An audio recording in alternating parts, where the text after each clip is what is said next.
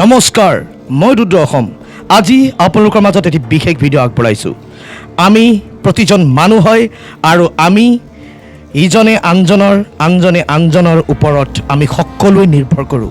আৰু আমি যদি এই জীৱকুলত যদি মানৱতাবাদেৰে যদি আমি এই জীৱকুলত যদি আমি জীয়াই থাকিব বিচাৰোঁ, তেন্তে আমি সকলোৰে সৈতে আৰু জ্যেষ্ঠজনক সন্মান আৰু শ্ৰদ্ধাৰে আমি আগুৱাই যাব লাগিব।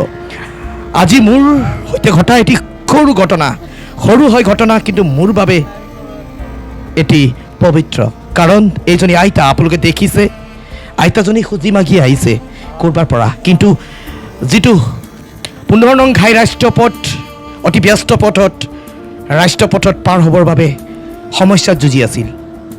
উপায় নাই, সেই সময়ত মই উপস্থিত হ'লোঁ, প্ৰত্যক্ষ কৰিলোঁ আইতাজনীক, আৰু আইতাজনীক এনেকৈ পাৰ কৰাই দিলোঁ। কাৰণ আমিওতো এদিন বৃদ্ধ হ'ম, আমাৰো যদি এনেধৰণৰ পৰিস্থিতি আমাৰোতো হ'ব এদিন।